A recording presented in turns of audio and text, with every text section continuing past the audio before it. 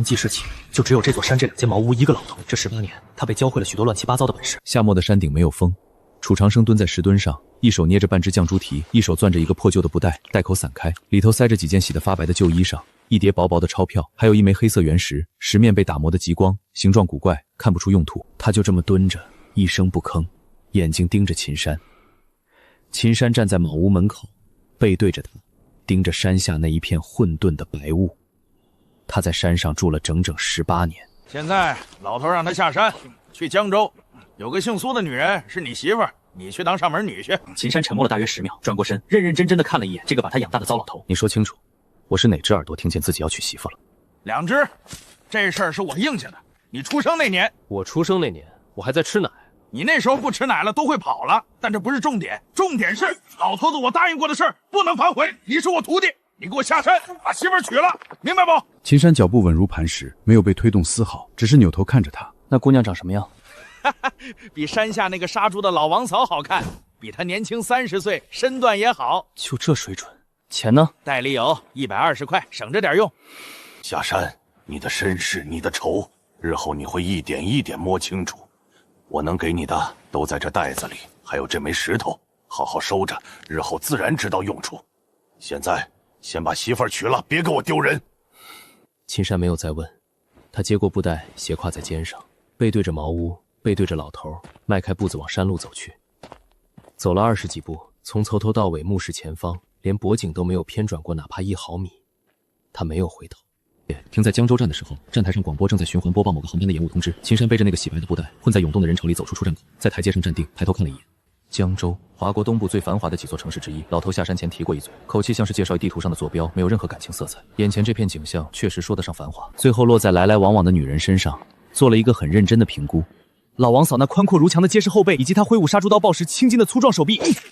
结论：插旗如意，都太瘦了，有点肺炎。他从布袋里掏出一张叠了很多次的纸条，上面是老头用毛笔潦草写下的地址：苏婉清，清苑集团总裁，江州市。下面还有一行字，笔记比前面小许多，像是临时加上来的。秦山把纸条折好塞回去，在台阶上扫视了一圈。来接他的人，他不知道长什么样，但他有鼻子。现在，他慢慢呼了一口气，让那些混杂的气息、汽车尾气、炸鸡摊的油烟、人群里各种廉价香水和汗味，一层一层在鼻腔里过筛。然后他找到了一条细线，淡淡的气息，不是香水，是某种天然的植物提取物，混着一点血腥气，不是新鲜的，而是积年累月藏在身体深处的那种。心脏，这人心脏有问题。白是真的很白，只是太瘦了，胸没什么肉，腰细得像风能吹跑，少了结实的质感。老头说你比老王嫂好看。谁是老王嫂？我们山下的杀猪婆。上车，我们需要谈谈。苏婉清的表情静了整整2秒。车子驶离出站口，进入主路。苏婉清没有立刻说话，双手握着方向盘，眼神放在前方。沉默持续了大约3分钟，是苏婉清先开口的。老爷子的意思我知道，但我需要你先明白我的态度。说。我不打算真的嫁给你，这门婚事是2位老人家的安排，我尊重，但我有我自己的生活。我的意思是，我们可以登记，对外做样子，应付各自的长辈，等时机合适，找一个体面的方式各自离开。这个方案你能接受吗？秦山没有立即回答，而是先问了一个问题：应付谁？我的家族情况比较复杂，你暂时不需要了解细节。老头让我来，婚约是他应下的，我不打算毁约。我没说毁约，我说的是假结婚，应付长辈，到时候再离。也就是说，你需要用我装点门面，同时又不想跟我真正在一起。可以，我有条件。条件很简单，这段时间你的麻烦算我的麻烦。什么意思？你说你有很复杂的情况，有人在给你添麻烦，那些麻烦我来处理，你不用管我用什么方式，但我替你挡着。这期间你别想着把我撵走。苏婉清沉默了，这个答案超出了他的预期。他原本以为他会要钱，或者要什么别的条件。你凭什么？凭我有几分本事，算你走运。恰好遇上。话说的极其淡然，没有丝毫的自夸意味，就像是在陈述一个客观事实，这反而比夸海口更让人难以辩驳。先去登记，其他的事我们慢慢谈。民政局的红本本还在秦山口袋里揣着，热乎气儿都没散。事情就来了，来人是个30岁上下的男人，西装笔挺，眼神带着股讥讽的松懈。青音，听说你今天去接人了，什么人值得你亲自跑一趟啊？苏伟，你有什么事直说。这就是老爷子给你找的人，从山沟里出来吧？这穿着，你家是请叫花子来做上门女婿？苏婉清刚要开口，秦山已经从他身后走出来，他没有笑，也没有生气的迹象，就那么站着，像棵不动的树。你是青音的堂哥，知道我是谁，还敢这么说话？你欠债了，印堂发黑，神色浮躁，眼睑有细纹，这是连续多日没睡好的迹象。你今天来不是为了看我们，是为了要钱。你欠了多少？你在关你什么事儿？青音现在是我的人，他的麻烦就是我的麻烦。你今天登门，不管是来要钱还是来找茬，都得从我这里过，明白吗？你的人，老爷子还没认可你呢，你算什么东西？他话音未落，右手已经抬起来，手掌张开，冲着秦山的肩头推去，却犹如一道残影，双指并拢如剑。他的手没有碰到，秦山的手收回来了，他甚至不知道对方是什么时候碰到自己的。你做了什么？封了一条经脉，3天之内，右手使不了劲儿，写不了字，也拿不了东西，钱也欠不了。过3天，如果你态度合适，我帮你解开。他终于什么也没说，攥着那条没有知觉的右臂，转身快步走了。你刚才针术没有创伤，也不疼，就是暂时用不了这条手臂。他是我堂哥，你刚才用在他身上的，能恢复吗？能。苏婉清住的地方是城南一栋独立的别墅。秦山背着布袋跟进来，扫了一眼室内，宽敞干净，每一件家具都合到在该摆的地方，但有一种奇怪的整洁，像是有人把所有东西都规制好了，然后就再也没有随手放过什么。没有乱放的书，像是一个展示样板杯子，而不是一个人真正生活的地方。苏婉清去倒了2杯水，端过来，把其中一杯放在他面前的茶几上，自己坐到对面。你在山上住了多久？18年。楚老，他教了你什么？大概什么都教了一点。你刚才说看出苏伟要钱，是怎么看出来的？旺气是什么意思？就是字面意思，一个人的气色、眼神、体态会透露出他近期的状态。熟练了，能看出大概的吉凶祸福，当然只是大概，不是什么仙术。我现在的气色，你看出什么了？心脏不太好，是先天的，不是后天损耗出来的，从气息就能分辨。苏婉清的手指微微收紧，杯子轻轻碰了一下茶几，他没有说话，也没有否认。你知道这件事？我自己的身体，我自然知道。我有先天性心脏病，从小就有。那以后不要随便激动。就这一句话，你能治的我帮你治，你治不了的我帮你护着，这比说废话有用。苏婉清一时语塞，像秦山这种话说的这么直又这么漠然，听起来不像安慰，反倒更像客观陈述的，是第一次见。我问你一件事。说。你刚才说你来是因为婚约，不是因为我。那如果后来婚约解了，你就走？说不准，得看到时候。这个回答既不是承诺，也不是拒绝。苏婉清一时不知道该怎么接。我去安排一间客房，你今晚先住着。楼上脚步声还没有消失，别墅1楼的大门被人从外面砰的推开了。推门的人没有敲，进来的是在前面的是一个身材发福的中年男人，脖子上挂着一条粗金链。印房有暗色，但不深，是憋着一股火气，气息浑浊，有股打黑拳的金属生气。苏婉清练的脚步声就从楼梯上传来了。苏杰，你怎么来了？这就是老爷子给你找的人，和你没关系，有事直说。有没有关系，我说了算。伟儿的事你知道吧？是这个人弄的。苏伟先动的手，你没听到他是怎么说话？秦山在这个时候站了起来，走到苏婉清的正侧面，停下来，位置刚好挡在苏婉清与苏杰中间的位置。一个上门的，有资格插嘴家事？打了他堂兄的人是我，要谈，跟我谈。你算是他先要往我身上推的。你刚才说清苑集团是苏家的产业，你让他管。清苑集团是他父母创立的，苏家其他人在这家公司没有1分钱的原始股份。你刚才那句话是什么意思？你这是什么态度？知道我们是谁吗？给老头子我道个歉，然后……苏全感觉到了一点刺痛，下意识捂住了手臂，右腿从膝盖往下开始发麻，整条腿在原地微微颤了一下，没伤到骨头，只是暂时麻了，站着别动，不用大惊小怪。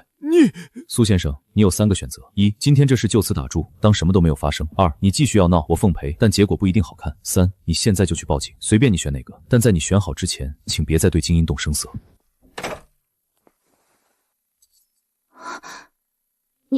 你刚才说你查过清苑集团的资料？下山前查的，老头给了我一张名单，他给的钱就120，但资料给的挺全。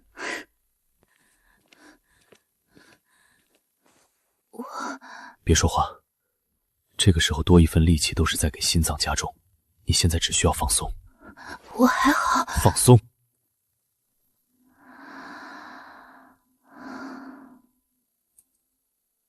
好些了吗？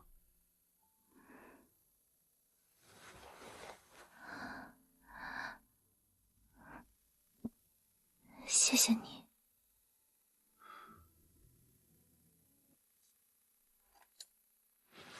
以后睡前告诉我，我来给你扎几针稳一下，不用每次等到发作了再说。嗯。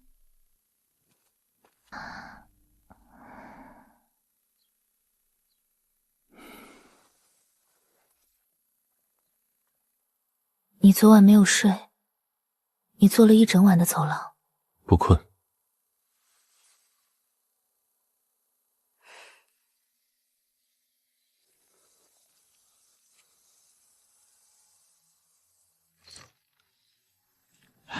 请。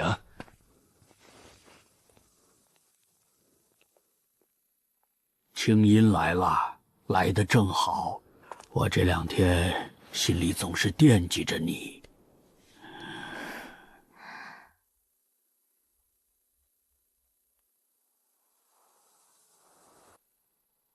楚长生，他还好吗？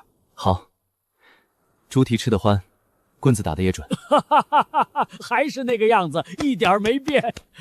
青音，爷爷这辈子没看错过几个人。老爷子，您的手手给我一下。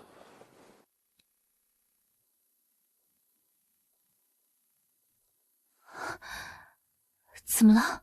还好，还有得治，但要快，再拖下去会更麻烦。我有一张药方，需要每天按时服，药苦得忍着。另外，我再给您扎几针，配合着慢慢来。楚长生说你什么本事都有，我原来不信，现在信了3分，剩下7分，等有机会再信。有件事要去办，我送你。你没有驾照。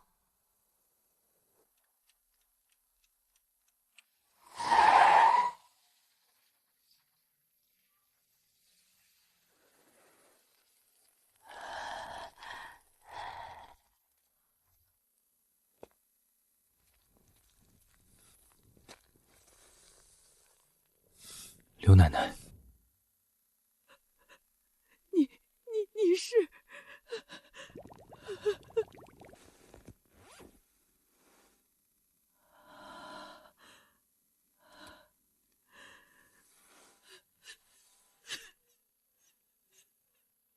奶奶，怎么了？啊！我也有一块，和这个一样。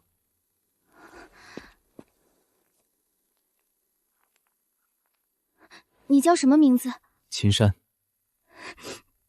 我叫秦生。以前一个人过，今后不用了。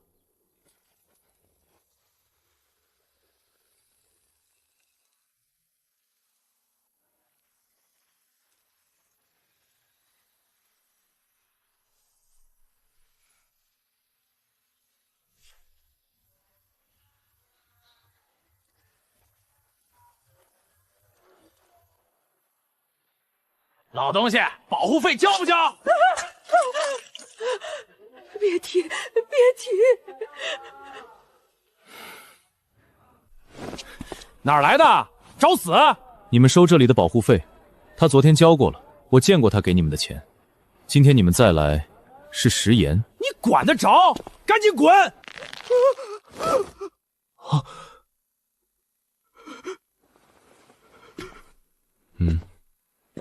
！10分钟之后自然好，但这10分钟，你们能不能先把这里收拾好，把踢坏的东西赔了，然后离开，别再让我见到你们在这里收保护费。明天换个位置，靠近市场入口，那里人多，他们不好动手。这个要不了这么多钱。买了个篮子。好看。今天谢谢你陪我去见爷爷。顾南，他昨晚又来过，被保安挡了出去。他今天早上发了条消息，说要见我。顾南是谁？我过来，等我。你不用来，我自己能应付。我知道你能应付，但能应付和应付的好是两件事。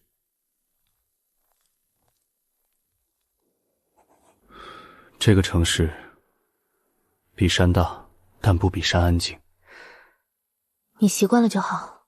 走吧，还有半小时。总裁，顾少来了。你坐着，我去迎一下。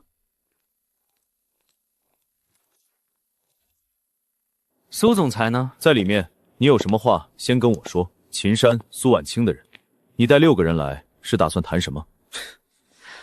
我来见苏总裁。这几位先在这里等着，你一个人进去，或者现在转身走，选一个。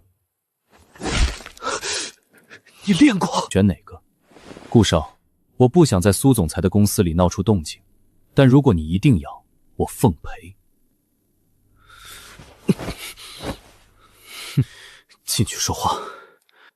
青音，你最近换了风格，以前遇到麻烦，你从来不往人后面躲。我没有躲，顾南，你来是有事谈。当然有事儿。清苑集团最近在城南拿了一块地，正好我父亲最近也想在那个区域布局，想和你合作。清苑集团暂时没有对外合作的计划。青音，你知道那块地还有几家在看？换种说法，如果有顾家在旁边站着，他们就不敢动。我说的不只是生意上的合作。你的意思是用顾家的名头换清音的什么？这里有你说话的份儿。他的事就是我的事，所以有。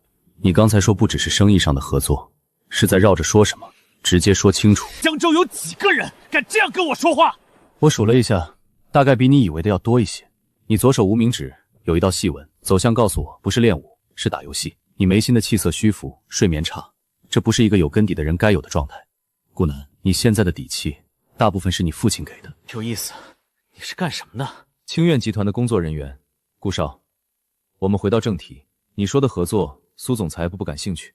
如果没有别的事，请回。我记住你了。我也记住你了，注意休息。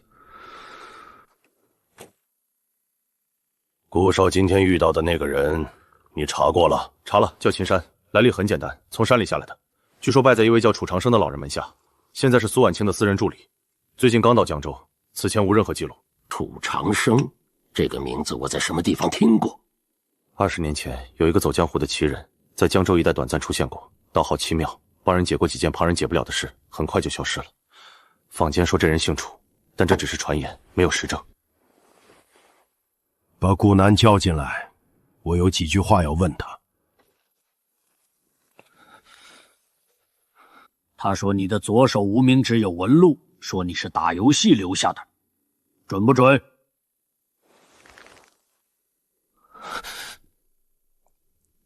准。他说你气色虚浮，精力不济，这也准？准。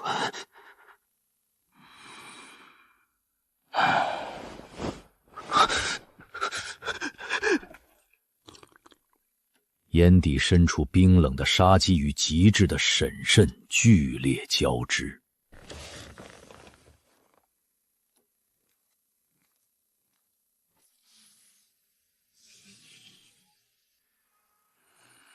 这哪里是给我们住的地方啊？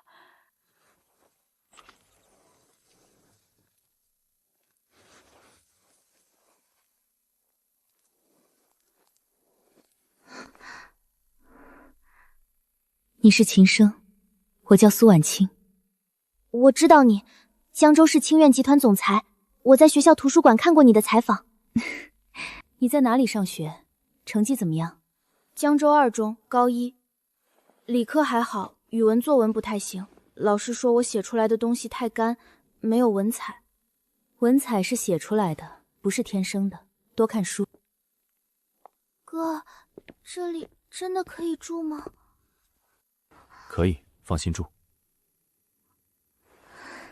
秦升跟你很像，说话方式又少又直，问到了就说，没问到就不多说。我们在一起住的时间加起来还不到3天，但你们是同一种人。他在那个学校应该过得不容易，有没有想过换一所学校？知道，他在那所学校有一个很好的班主任，不换，把周围的环境理训就好了。你今天气色好一点。你总在看我气色，像是在盯一株正在生病的植物。植物该浇水，我帮你浇，长得好不好是你的事，我只管及时看到问题。不好听？没有，挺好的。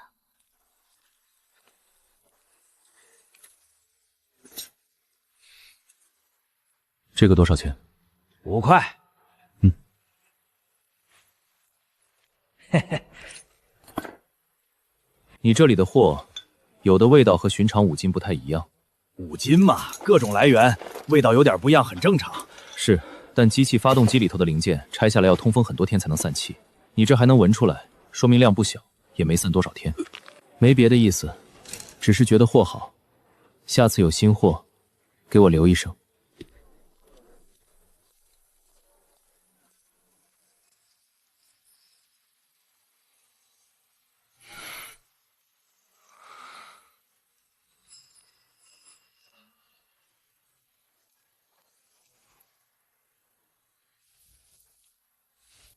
不用来接的。知道，顺路。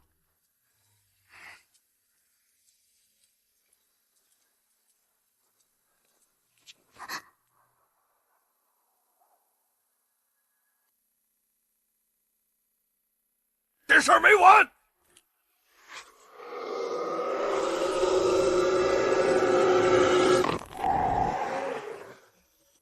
站在这里，别动。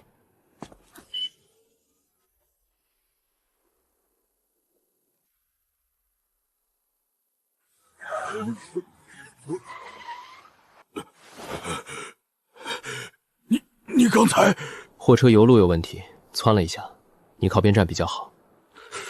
你看出来那辆车要出问题？听出来的，发动机的声音不对。你叫什么名字？秦山，你是蒙天虎。你认识我？不认识，但你脖子上的金链、衣服、说话方式，在这条街上能对上的只有一个人。老弟，你今天救了我，我蒙天虎记住这份情。不用记，是春露的事。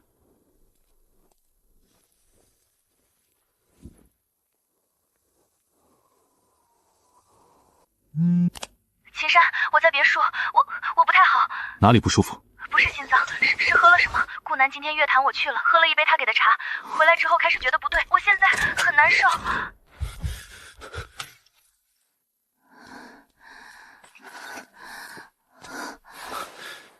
是下了什么东西？我知道了，不用说话。要扎针，我需要你配合，不要用力，也不要动，你能做到吗？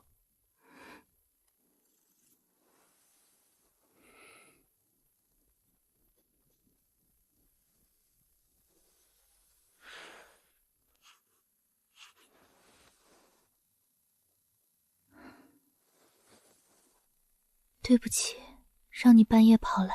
不用道歉，但我要问你一件事：顾南今天约谈，你为什么去？他说有关于城南地块的试探，我以为是正经的业务往来，我低估他了。我不是需要人保护。我知道你不需要，但你心脏有问题，下了这种东西，你一个人扛是在拿命赌。我不打算让你赌。睡吧，我在这里等你睡着。不用。你的心跳今晚还没有完全平稳，我在这里是医疗需要，不是别的意思。你放心睡。好。有事出去一趟。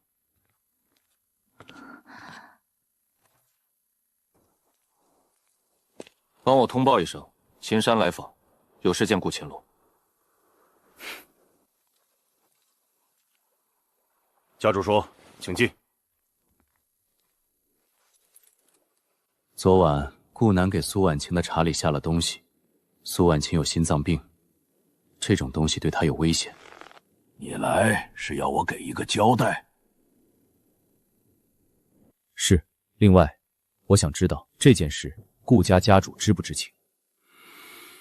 不知情，这件事是顾南自作主张。那就好，如果家主知情，事情就比较麻烦。字面意思，他是我的人，有人伤他，我当然要还回去，不管那个人姓什么。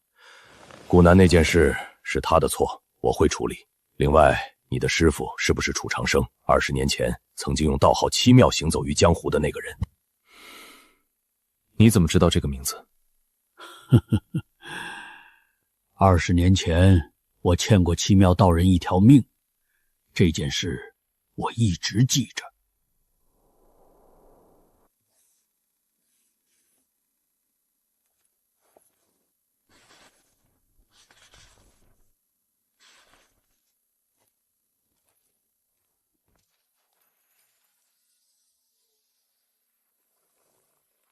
去哪里了？空着肚子出去？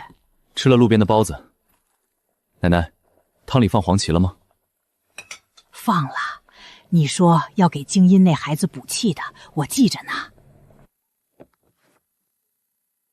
家主让我转告，关于秦家16年前那件事，顾家当年查过，有一些线索。如果你想知道，可以来谈。在学遇到事了。是那个叫蒙博还是别的人？你知道蒙博？他爸是蒙天虎，前几天我在路口见过，你给我讲过一次。伤到你没有？没有，就是练习册。我不想让你去找他们，会让我在学校里更难做的。大家都会知道我需要别人帮我。练习册可以再买，人没事就好。好，我知道了，我不去学校找他们。你去哪里？拜访一个人，跟你没关系，放心吃饭。秦兄弟，是你。蒙哥。你儿子蒙博在江州2中，你管不管你决定，我不干涉家事，但你得知道这件事。我知道了，这小子我回去收拾他。不需要太重，让他去把那几本练习册赔上，当面道歉，这就够了。秦兄弟，你这个人，行，我明天就让他去。好，谢谢蒙哥。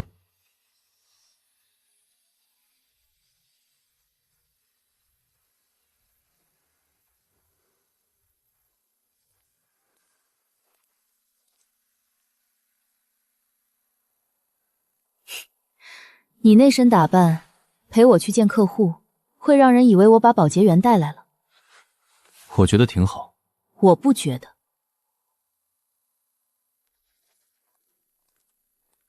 给他选几套正装，要得体的。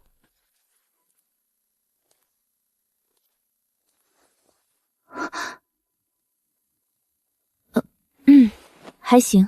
你刚才看了我3秒。我在看你身后的镜子。镜子里也是我。哟，这不是苏总裁吗？江州第一女神大驾光临，怎么亲自来给身边这位挑衣服？顾茵茵，这是江成军，江家大少爷也不弱，厉家不弱。苏总裁的新司机，还是？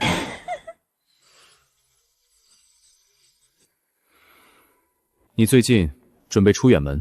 关你什么事？如果是，我建议你近期不要出门。你印堂发黑，气色灰败，眉骨压着一团死气，这是血光临头的征兆。苏总裁，你身边这位是干什么的？算命的，我还是头一回见到在男装店里给人算命的。装神弄鬼，我看你在苏婉晴面前刷存在感吧。可惜找错了方式。信不信你的事，我只是看到了，提醒一句。你刚才说的是真的还是吓他？忘记这东西不会说谎，他这几天会出事。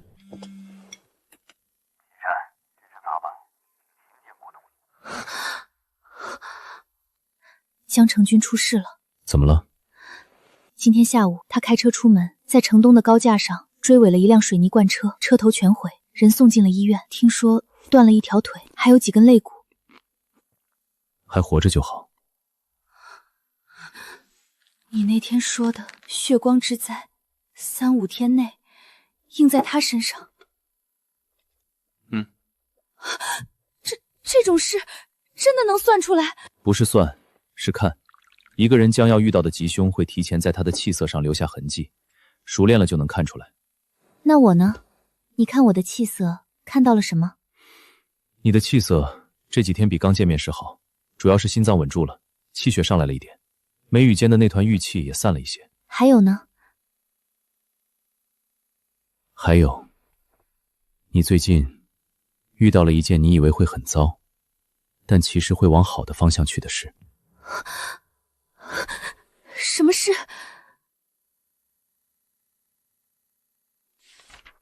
你要去，那是为了什么？去，但不是为了线索。顾青龙主动示好，又拿秦家当饵，说明他想跟我搭上关系。一是他欠我师傅人情，二是他可能从我身上看到了对顾家有用的东西。我去会一会他。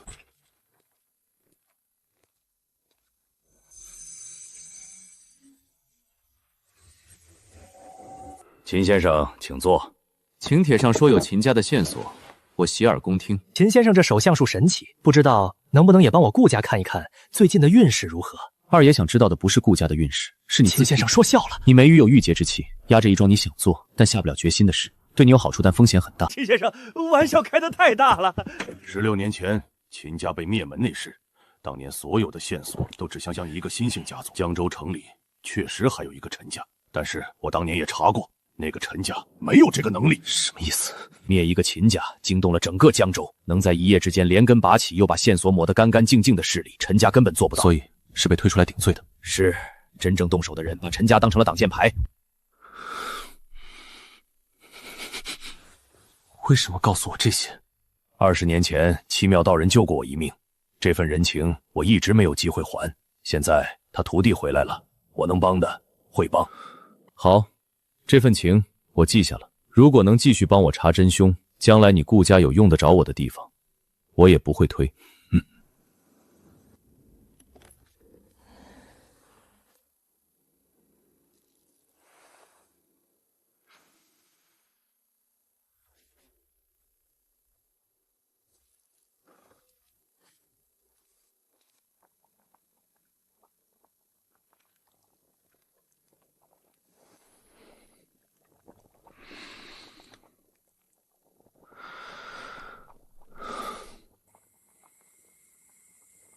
这么晚了，熬什么药？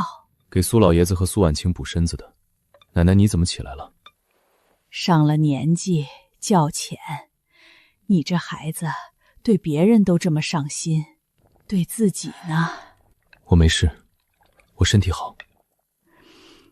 你跟你爹真的很像，他当年也是这样，自己受了天大的委屈，从来不说，先想着护着别人。奶奶，我爹是个什么样的人？他是个好人，太好了，好到……奶奶，你放心，我跟我爹不一样，我护得住自己，也护得住你们。那2次救人，把我10几年积攒的先天精元耗了个干净，离宗师境的那一步被无限期的推远了。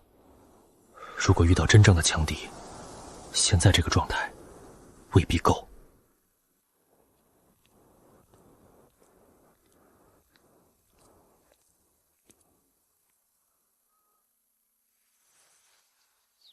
在想什么？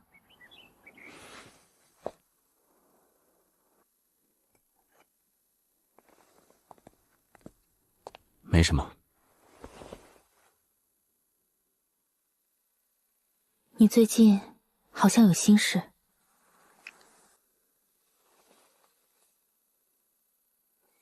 如果有什么事是你一个人扛不动的，你可以告诉我。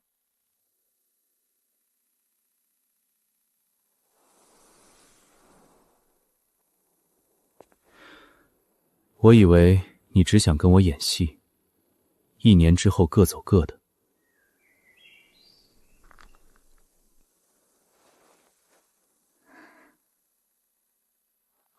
早饭做好了，进来吃吧。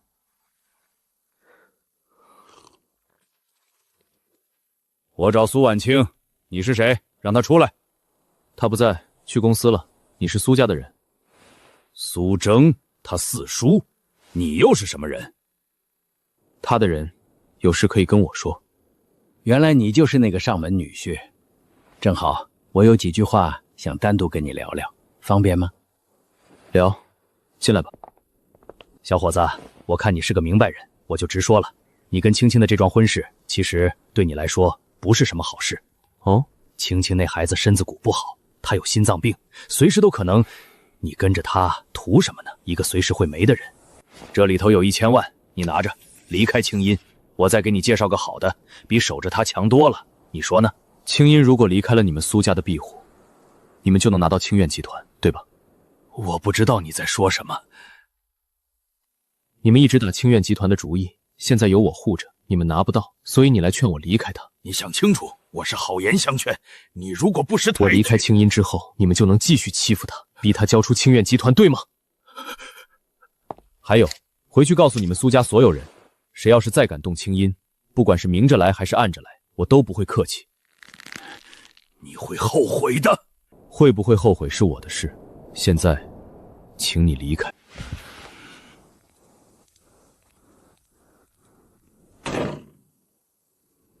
苏家这群人，为了清苑集团，恐怕什么事都做得出来。怎么了？爷爷的庄园，管家说爷爷这2天精神不太好，想见我，让我过去一趟。我陪你去。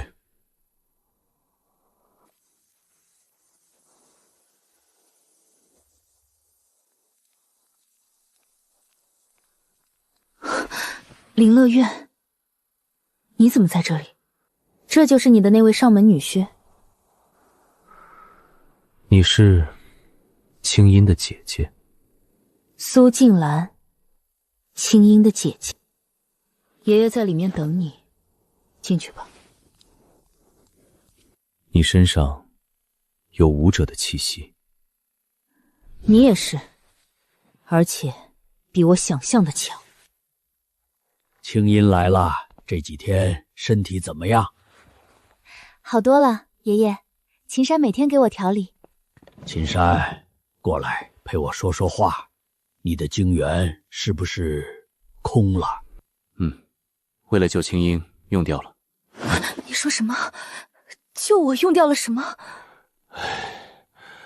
先天精元是先天武者快要踏入宗师境了，精元一空，这一步不知道要退到什么时候。你为什么不告诉我？告诉你有什么用？你心脏有问题，那2次不救你，你就没了。宗师境可以等，你不能等。秦山，我有几句话想跟你说。青英的身体我知道，比他自己以为的还要糟。我这把老骨头也撑不了多久了。我打算把青英逐出苏家。为什么？苏家那几个我的儿子，我看得清清楚楚，他们盯着清苑集团盯了很多年。只有把他逐出去，让他不再是苏家的人，他们才不能再用长辈和家法的名义去欺负他。你护着他的时候，也才能放开手脚，不用顾及苏家的脸面。另外，把他逐出苏家，也是想把他托付给你。我老了，护不了他多久了。楚长生的徒弟，我信得过。秦山、青音，以后就交给你了，你能答应我吗？我会护着他，一辈子。好。青音，从今天起，你不再是苏家的人了。爷爷，你说什么？我已经在家族里宣布了，把你逐出苏家。从今往后，苏家和你再无任何关系。以后好好过你自己的日子。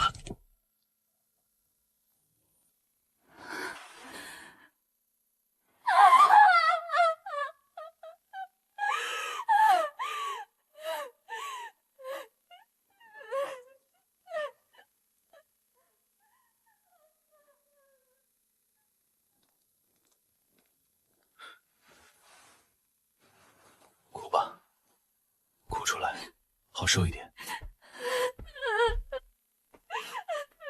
你爷爷把你逐出苏家，不是不要你了，是在护着你。什么意思？你不再是苏家的人，苏家那几个叔伯就不能再用长辈的名义，用家法来欺负你。而我护着你的时候，也不用再顾忌他们是你的长辈，可以放开手脚。你爷爷是个很聪明的老人，他知道自己护不了你多久了，所以用这种方式给你争取了最大的自由，也把你托付给了我。他很爱你。老爷子把青音逐出了家门，你们怎么看？老爷子以为把青音逐出去，我们就拿不到清苑集团了。他想错了。什么意思？以前他还是苏家的人，动他有顾忌；现在他被逐出家门，我们再动他就没有任何顾忌了。青音一死，他手里的清苑集团，按照继承关系，最终还是会回到苏家，这就够了。那个秦山是个麻烦，他身手很高，上次老三带人去，连他的边儿都没碰到。我已经联系了江州地下道上的血管，只要价钱到位，他们什么人都敢杀。10亿杀他们2个。血管10亿，花10亿拿到一个过100亿的集团，这笔账怎么算都划算。动手吧，找个机会让他们死在外面，做得干净一点，别留下线索。放心，血管做事从不失手，这一次他们谁都别想活着回来。哼哼。青山，谢谢你这些天。不用谢，我答应过你爷爷，要护着你一辈子。怎么了？没什么，有点凉了，进去吧。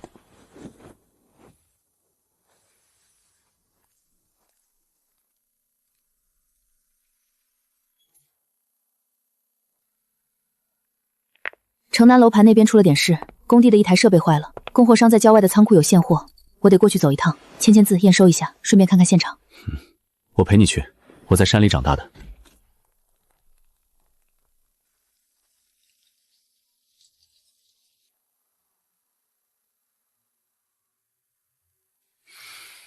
后面那几辆车从出城开始就一直跟着我们。听我说，等下不管发生什么，你不要慌，听我的指令。他们要动手了。青山！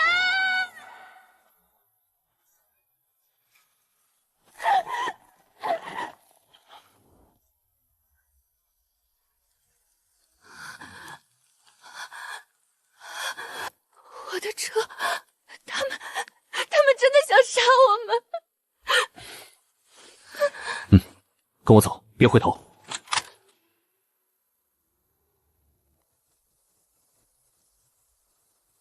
山林，那是我的主场。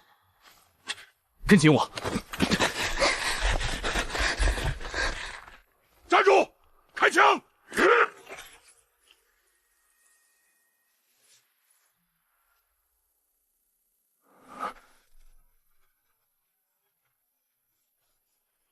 追！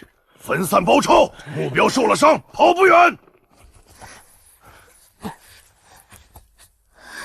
对不起，我拖累你了。别说话，忍一下。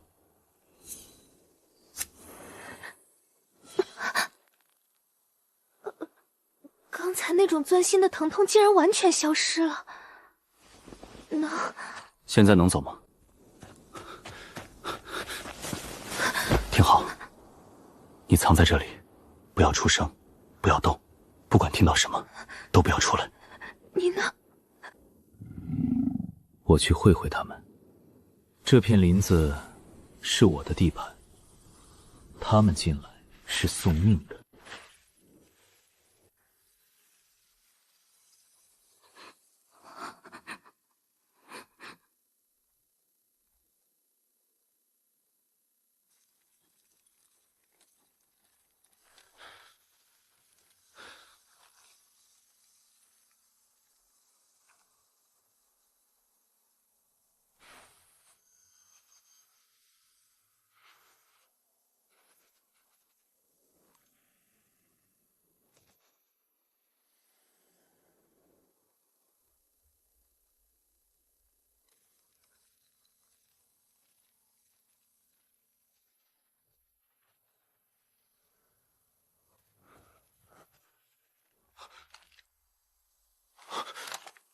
怎么了？不对劲，我感觉……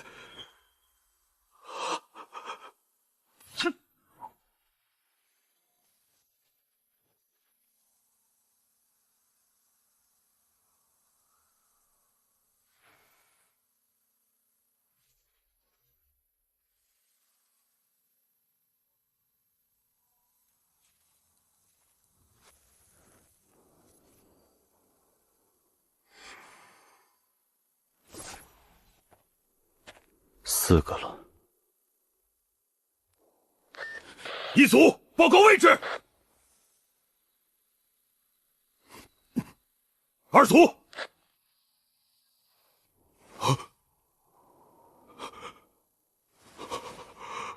目标到底是什么东西？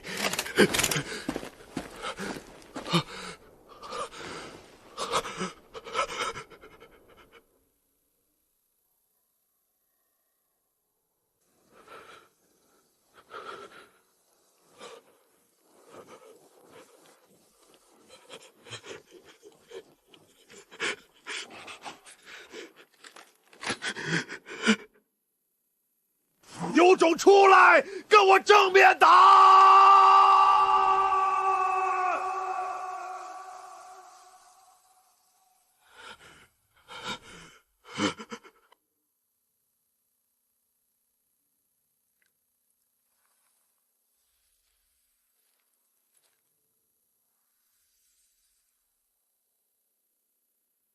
我一直在。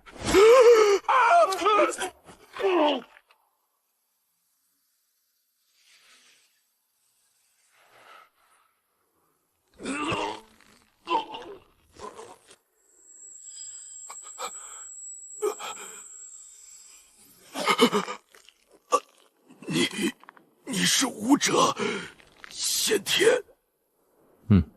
是谁雇我们？要不要听？我可以告诉你，放了我。我知道是谁，苏征，苏家出价10亿，要我和苏婉清的命。那2次，前几天有没有一个叫冷刀的人接过一桩任务？你怎么知道冷刀？猜的。你身上有一种经过多年训练的气息，但你又明显是临时接手的。你哥哥是不是前几天接了一桩任务，然后再也没回来？我的功夫，你废了我的功夫！留着命去做个普通人吧，以后别再杀人了。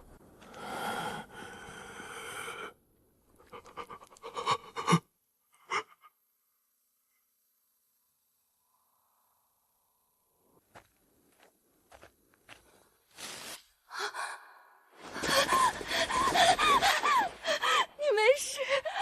我听到枪声，我以为你……我没事，都解决了。那些人呢？走不了了，放心。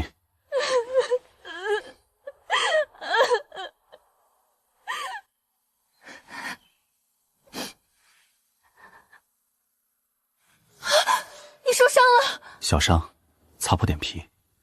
刚才搂着你跳车的时候蹭到了山石。别急。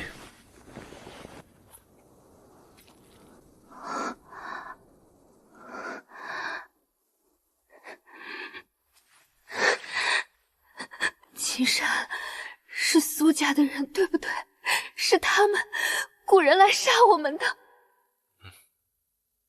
是苏征。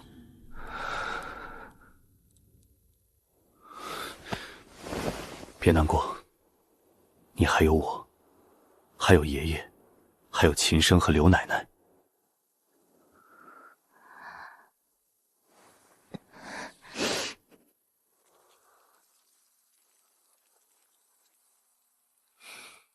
得处理一下，这么多人死在林子里，还有这些车，如果被人发现，会有麻烦。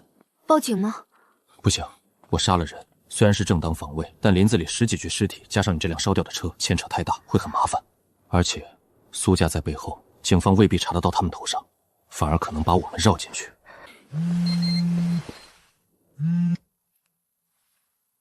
是我，苏静兰，你和青音出事了。你怎么知道？我一直派人盯着青音的安全。刚才我的人看到你们的车被撞下了山崖，我已经在赶来的路上。你们现在什么情况？人没事，对方10几个枪手都让我解决了，现在有一堆尾巴需要处理。10几个枪手，你一个人解决了？你们在哪里？不要动，等着，现场我来处理。这种事你们处理不干净。你能处理？能，等着。是林乐苑，苏静兰，她要来处理。她能处理什么？等着吧，你姐姐会来。她不是我姐姐。等会儿你就知道了。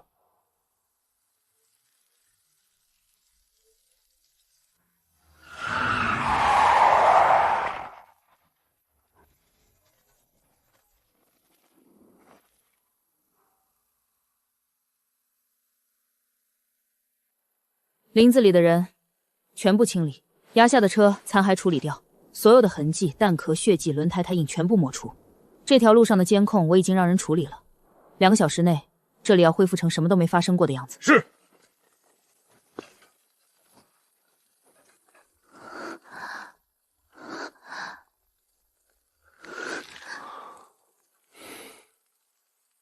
你到底是什么人？我的电话，以后遇到这种你们处理不了的事，打给我。另外，青音以后就交给你了。他受了委屈，我可以替他出气，但他需要的是一个能一直陪在他身边的人。这个人不是我。如果你让他受伤害，我不会放过你。我答应过他爷爷，也答应你，我会护着他一辈子。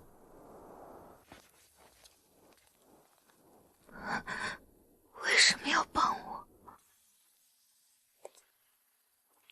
也许他一直都在帮你，只是你不知道。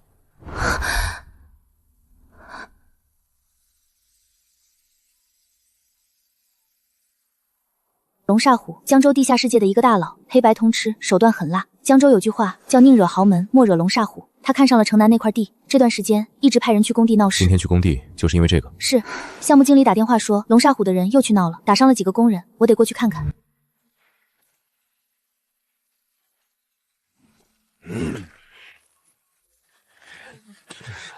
那是龙震庭的手下萧峰，很难缠。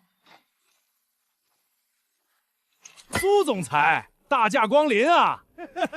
我跟你说过多少次了，这块地龙爷看上了，你就别在这儿耗着了，赶紧把地让出来，大家都省事儿。这块地是清苑集团合法竞拍下来，龙震田凭什么要？凭什么？就凭龙爷想要，你一个女的守着这么大一块地也守不住，不如做个顺水神情，说不定龙爷一开心还能赏你点什么。你说话注意点。哼，哪儿来的苏总裁的新跟班？滚一边去，这儿没你说话的份儿。你们一共16个人，我给你们一个机会，现在转身离开，以后不要再来记这个工地，这件事就当没发生过。他让我们转身离开，我看他是不知道我们龙爷在江州是什么地位。今天非得让他知道什么叫不知天高地厚。废了他，但别打死。我要让苏总裁好好看看跟错了人是什么下场。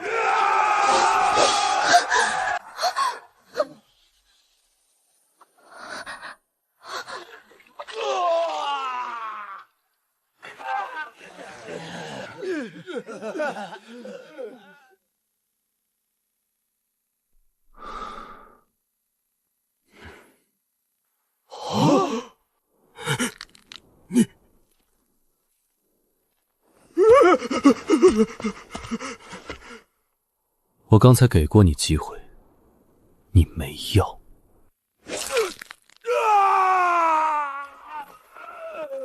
这条手臂是给你的教训，回去告诉龙震庭，这块地是清苑集团的，让他以后不要再打他的主意。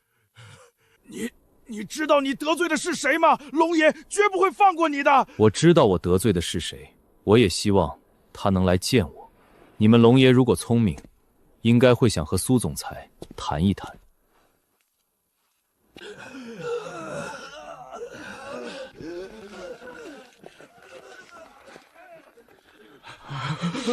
取而代之。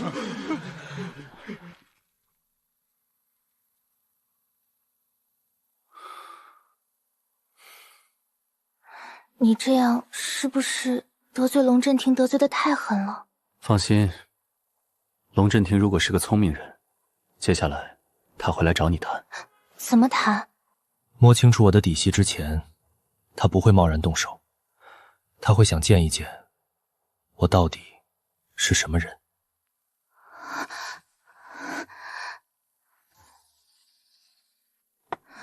这是龙震庭的产业，在他的地盘谈，对我们不利。去，他既然约了，就说明他想谈，而不是想直接动手。可是有我在，不会有事。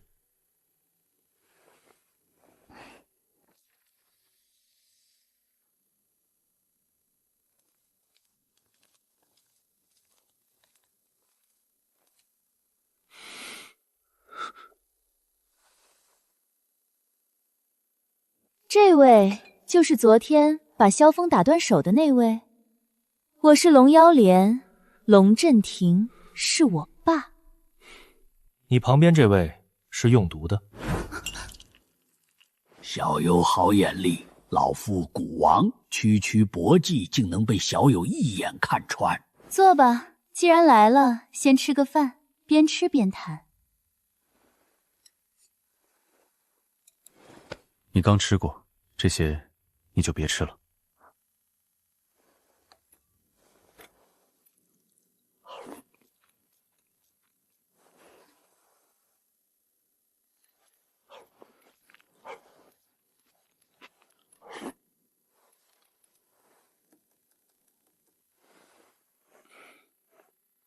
你这毒下得不错，不过当调料稍微淡了点儿。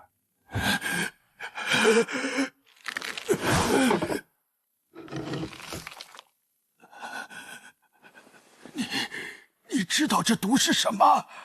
散功散，针对武者的，吃下去会散掉功力，对吧？你既然知道，为什么还敢吃？因为对我没用。我从小到大喝过的毒，比你这辈子见过的都多。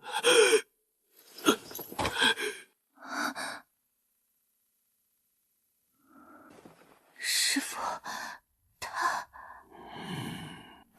既然散功散对你没用，那么老夫倒要看看你能不能扛得住。不错，小友既然认得，那就更好了，让你死个明白。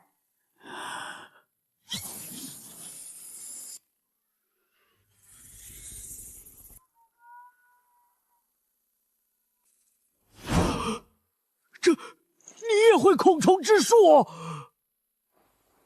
会一点。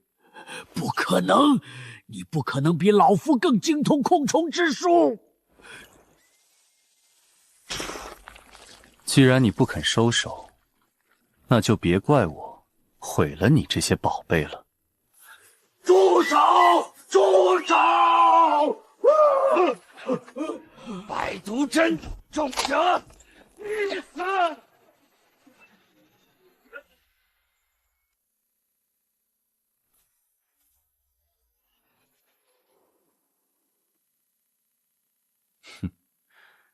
你这针速度太慢了。你到底是什么人？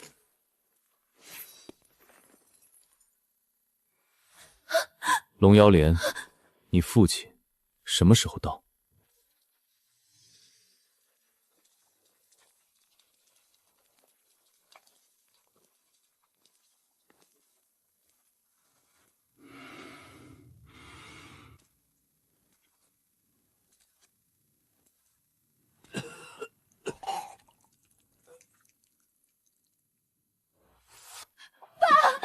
你可来了！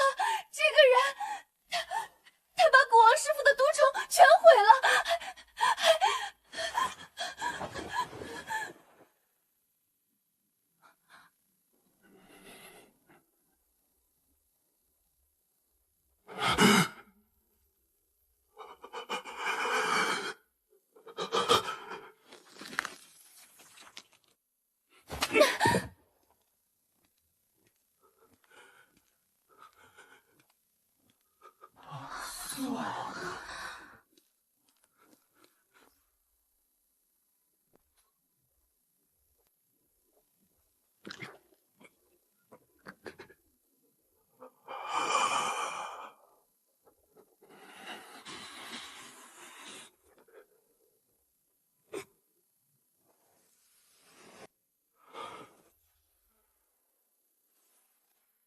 龙震庭参见少主。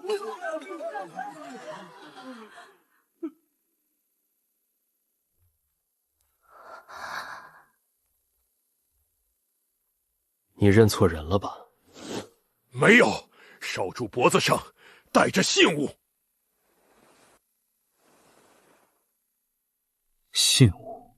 这块石头，只要持有它的人就是少主。我龙震庭此生为徒。你最好解释清楚。20多年前，我曾经身陷绝境，是一位前辈救了我一命。那位前辈道号玄妙，姓楚。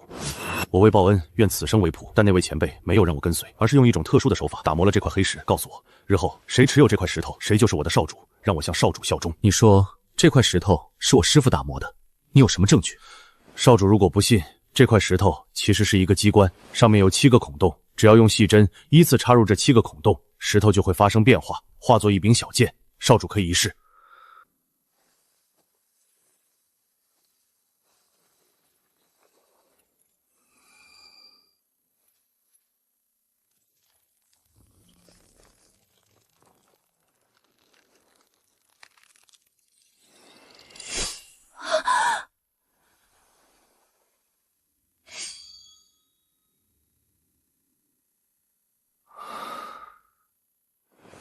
现在少主该相信了。龙震庭拜见少主。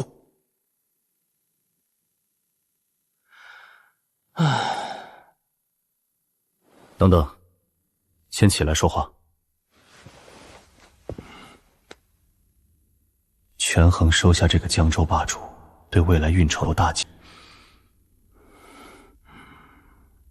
龙妖莲师徒想要城南那块地，怎么算？妖莲，你做的好事。爸，不就是一块地吗？你之前不是也说想要……闭嘴！那块地是少主的人的，你居然敢去闹事，你是要害死我龙家吗？少主，小女不懂事，冒犯了少主的人，是我管教不严。城南那块地，从今往后绝不会再有人去打他的主意。不仅如此，我还会派人挡住其他觊觎那块地的势力，请少主放心。那块地是苏婉清的，他是清苑集团的总裁，也是我的人。以后他的事，你多照应着点。是，苏总裁的事，就是我龙某人的事。还有这位蛊王，下毒、控虫，样样都来。这种人留在身边，你不怕哪天被反咬一口？罢了，他的毒虫已经被我毁得差不多了。他这一身本事废了大半，翻不起什么风浪。你看着处置吧。走吧，事情解决了。少主，这是我的私人号码，以后有任何事随时吩咐。另外，20年前秦家被灭门那件事，如果少主想查，我龙某人在道上的人脉，或许能帮上忙。好，这件事我记下了。行长家里出事了。是，银行的人说，行长家里这段时间接连出事，他自己也心神不宁，请了假在家。贷款的事急吗？有点急，城南那边还需要一笔资金周转。把行长家地址给我。你要干什么？去看看。看什么？他家既然接连出事，未必是巧合。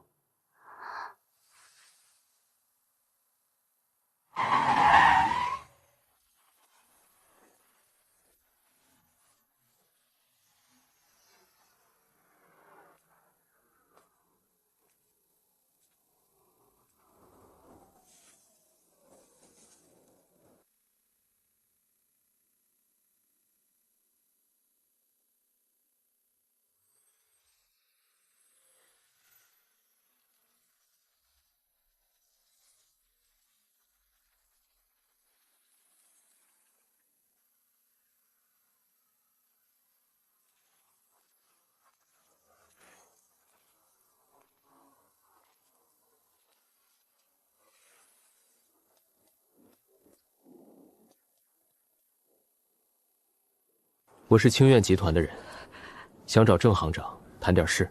不过，在那之前，我想先提醒你一句：你家这栋房子恐怕出了问题。你说什么？你家这段时间是不是接连出事，而且每件事都透着一股不清楚的邪门？你怎么知道？你是谁？我懂一点这方面的东西。你家这栋房子被怨气笼罩，住在里面灾祸不断，是迟早的事。如果不处理，恐怕还会出更大的事。你能解决吗？我儿子他病了，医院查不出原因，你能不能救救我儿子？先让我进去看看。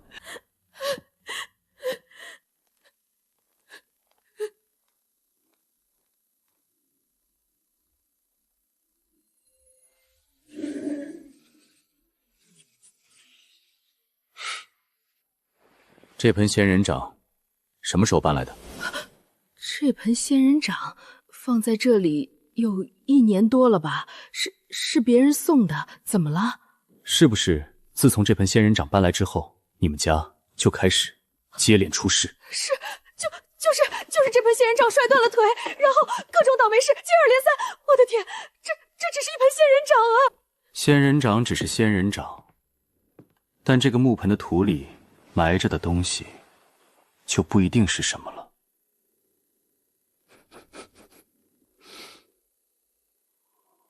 找把铁锹来，我们把这盆仙人掌挖开，看看土里到底埋着什么。你是谁？我家的事用不着外人插手。老郑，这位先生，他说他能看出我们家的问题。他说门口那盆仙人掌土里埋着东西。胡说八道！一盆仙人掌能有什么问题？我看你就是个江湖骗子，趁我们家出事上门来招摇撞骗。郑行长，我不需要骗你什么，挖开看看，几分钟的事。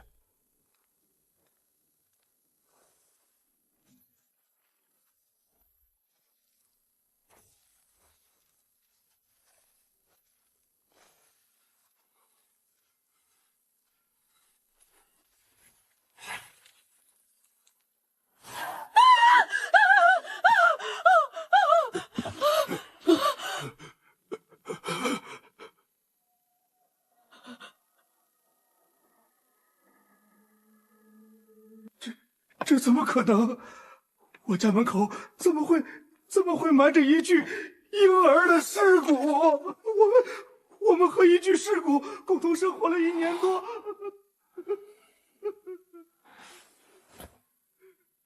郑行长，这盆仙人掌是谁送给你的？是1年多以前，有一个自称是风水师的人主动上门，说我家风水不好，需要在门口摆一盆仙人掌镇宅。那盆仙人掌就是他带过来的。那个风水师叫什么名字？我不记得了，只记得他自称末半仙。小先生，求你救救我们，救救我儿子！只要你能救他，你要什么我都给你。先别急，你儿子的病是因为长期住在这怨气笼罩的房子里，受了怨气侵蚀。现在埋着骸骨的木盆已经挖出来了，怨气的源头断了，你儿子的病会慢慢好转。我再给他开个方子，调理几天就没事了。谢谢小先生。不过，现在有件更重要的事，你们得先做。什么事儿？报警。报警？这种邪门的事，报警有用吗？这不是什么邪门的事，这是一具婴儿的尸骨，一桩人命案。一个出生不久的婴儿死了，被人用这种方式埋进了你家，这本身就是一桩需要警方介入的刑事案件。那个末半仙用这种手段害你们，背后一定有原因。警方介入，顺着这具骸骨和那个末半仙查下去，或许能查出一些你们想不到的东西。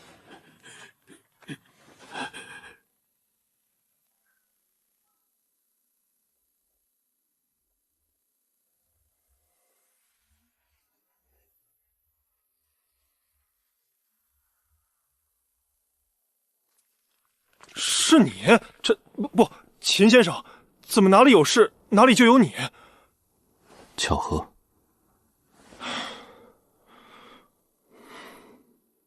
哎，初步判断，是一具出生不超过3个月的婴儿的骸骨，死亡时间至少在2年以上，具体的还需要带回去进一步检验。秦先生，这事儿你是怎么发现的？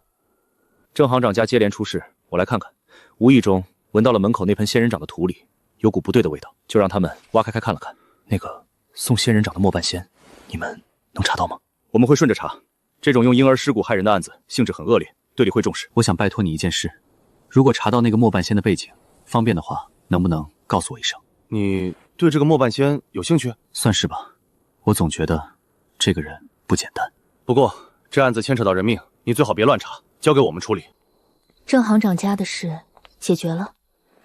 解决了一半，他儿子的病会好，但那具骸骨背后的事还没完。你在担心什么？那个用骸骨害人的末半仙，用的手段很阴损，很专业，不是一般人能做到的。你觉得他背后有人？而且我有一种感觉，这个人背后的势力，可能和我要找的人有关。你要找的人？青音，有件事我一直没跟你说，我不是孤儿，16年前，我的家族被人灭门了。顾秦龙告诉我，那个陈家只是被推出来顶罪的挡箭牌，真正的凶手藏在更深的地方，能量大到能在16年里抹平所有的痕迹。一个2岁就经历了灭门的孩子，他的心里装着的是常人无法想象的东西。对不起。你没有做错什么，道什么歉？我以前一直觉得是我自己最可怜，父母早逝，被家族里的人算计，我还跟你闹脾气，嫌你土，嫌你说话不好听。你本来就该嫌，我说话确实不好听。青山，你查那个真凶，需要帮忙的话，告诉我。清苑集团，我都可以帮你。知道了，但这件事急不来。那个人藏得很深，我现在连他是谁都不知道，只能一点一点的查。那郑行长家的事，那是一条线索。那曾一直横在2个人之间的壳子，在这一刻彻底碎掉了。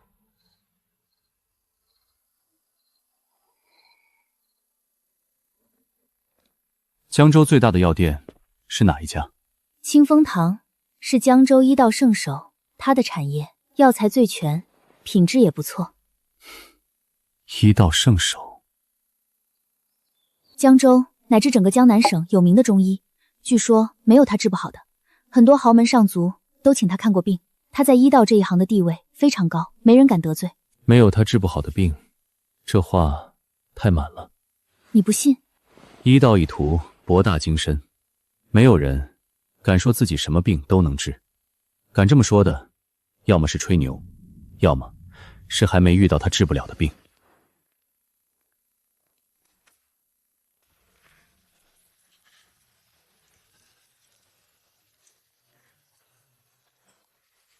拿纸笔了。哎，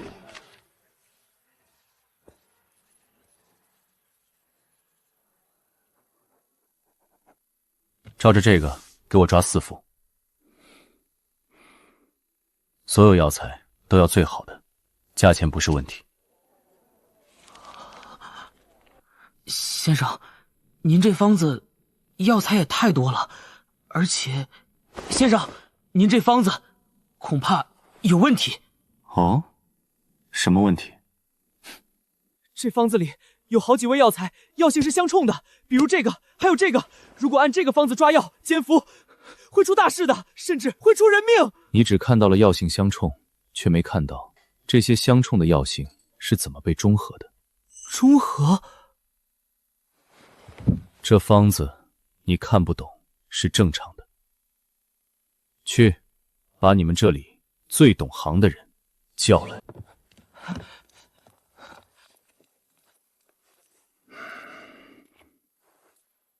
这方子是你写的？是。我不知道你是从哪里弄来的这张方子，也不知道你抓这些药是想做什么。但我可以负责任的告诉你，这张方子如果按它煎药服用，吃下去的人必死无疑。你说它是毒方，理由呢？理由？这上面足足有几十味药材，药性两两相冲，是药三分毒，药性相冲的药材混在一起，毒性会成倍累加。吃下去，轻则脏腑受损，重则当场毙命。这种最基本的药理，你不会不懂吧？我懂，我比你更懂。你比我更懂？那你倒是说说，你既然懂药性相正会出人命，为什么还要把这相正的药材写进一张方子里？我没有说完，你只看到了药性相横。那我问你，这方子里有一味药叫火冰涌，你看到了吗？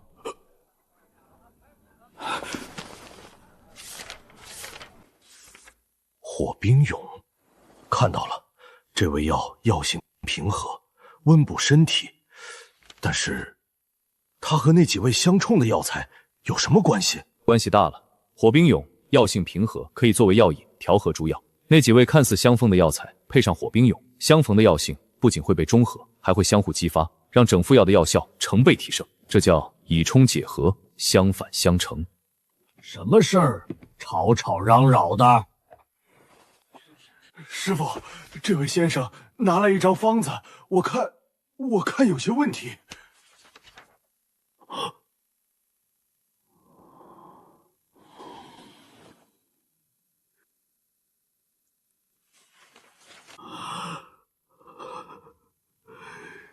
这方子是你写的？是。是哪位高人传给你的？我师父。你师父是谁？道号玄妙。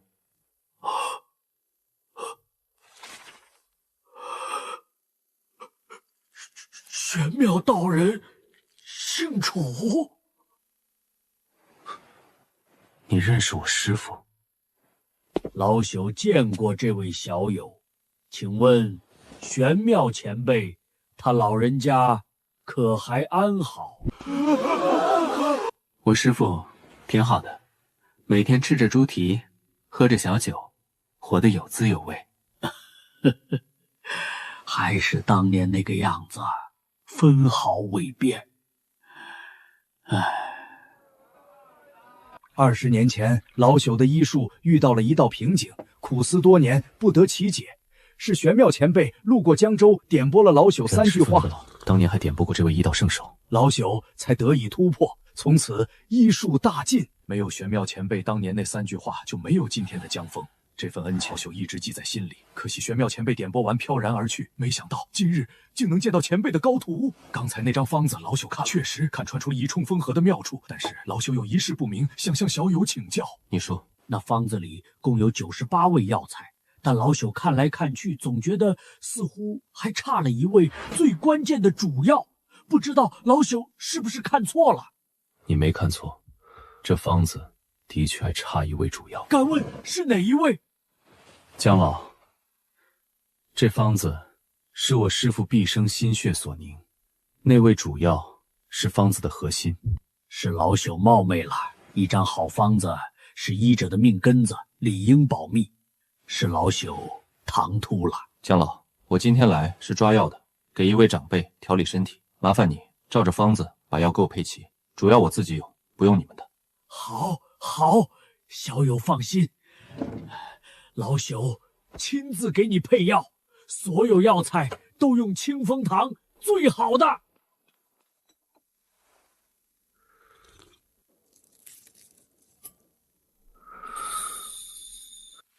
小友，这些药是老朽的一点心意，不收钱。该多少钱就多少钱，无功不受禄。江老，你的好意我心领了。我们说好的学术交流，您怎么又躲到这里来了？威尔逊先生，我不是躲。江老又在给人开这些没有任何科学依据的草根树皮？你瞧不起中医？哼，年轻人，我不是瞧不起，我是在陈述事实。你们的中医，什么针灸啊、把脉啊、阴阳平衡啊，我都研究过，没有任何一项能用现代科学去解释、去验证。没有科学依据的东西，不是骗术。没有科学依据，所以就是骗术？难道不是吗？那我问你，你最近是不是时不时肚子会痛？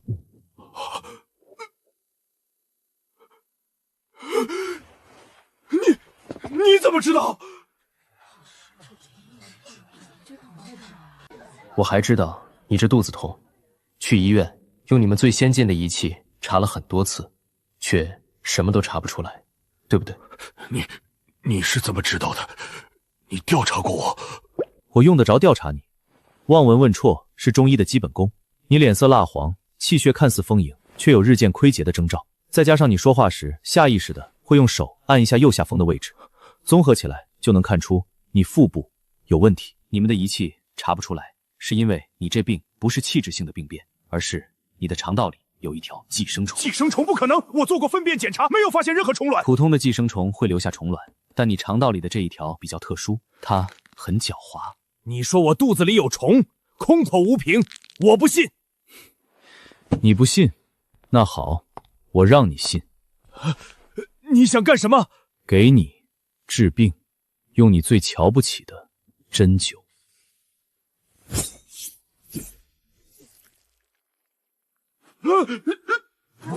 你对我做了什么？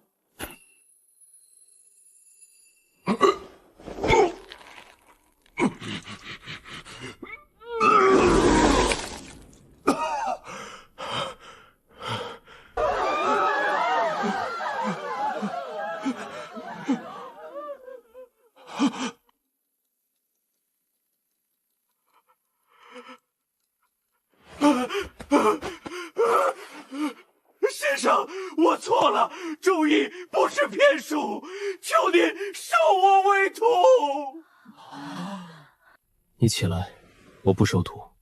先生，您让我见识到了真正的医道，我以前太过狭隘傲慢，求您收我为徒，我愿意奉上学费，诚心请教。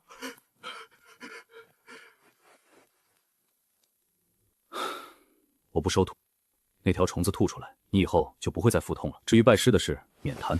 那您能不能教我？针灸博大精深，不是你3言2语就能学会的。你想学，先把中医的基础扎10年8年再说。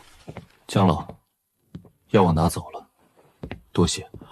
小友慢走，小友，老朽斗胆有个请求。你说。以后如果小友得空，能不能偶尔来清风堂坐坐？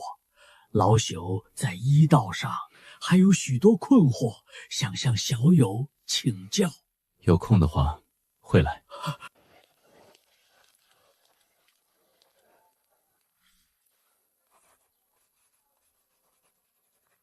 中医如此神奇。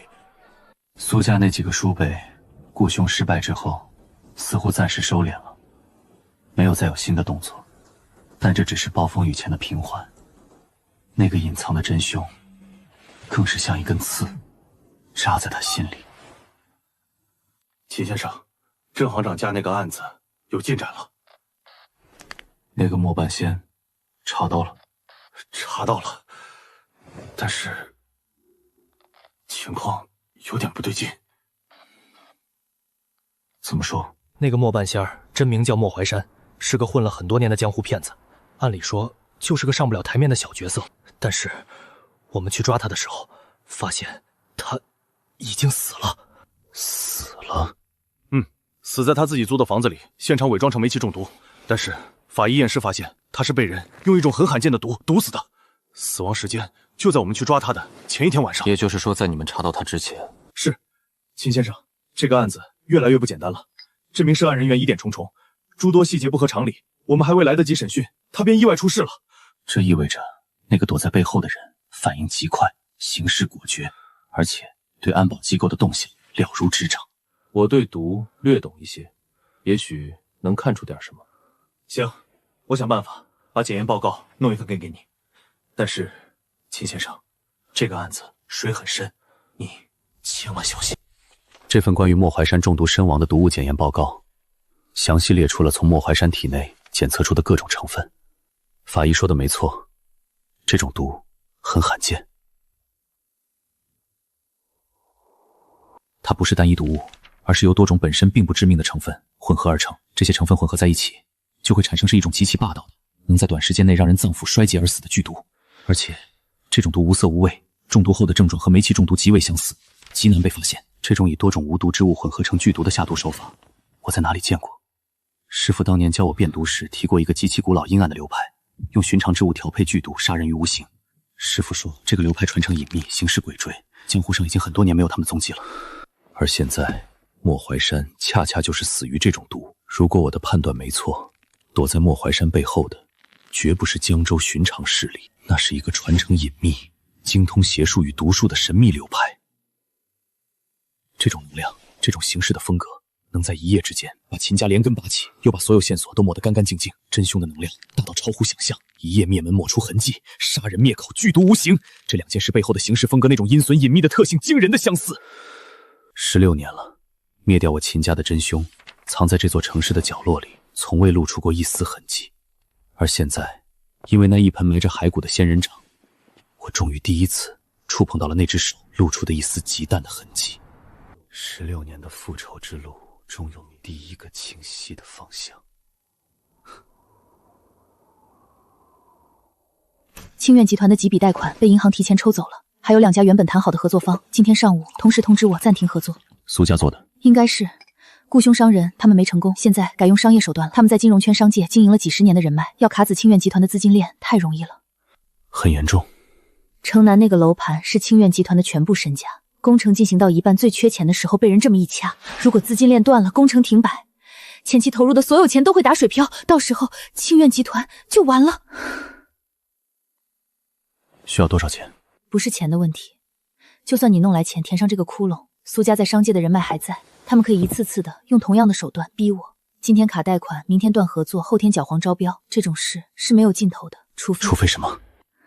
除非我也有一个能在商界与苏家抗衡的靠山。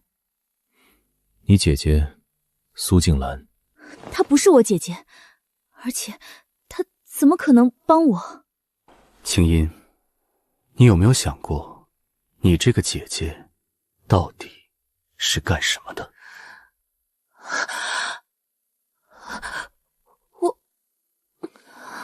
如果我没猜错，她能在那么短的时间内处理掉山路上10几个人的尸体，抹掉所有的痕迹，这种能量绝不是一个普通人能有的。那他到底是什么人？我不知道。我觉得你现在遇到的这个商业上的麻烦，也许只有他能帮你。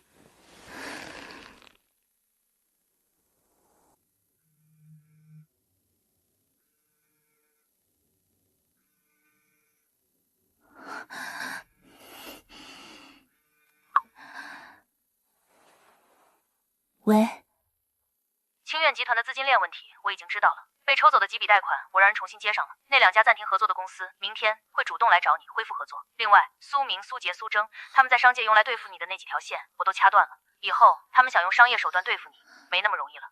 你为什么要帮我？因为你是我妹妹。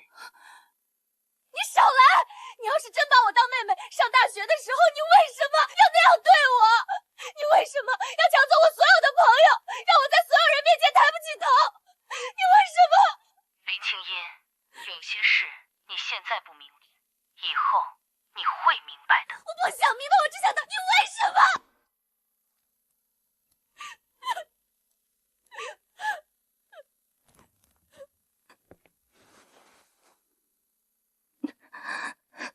他帮了我，可是我还是恨他。我恨他，可是我又搞不懂他。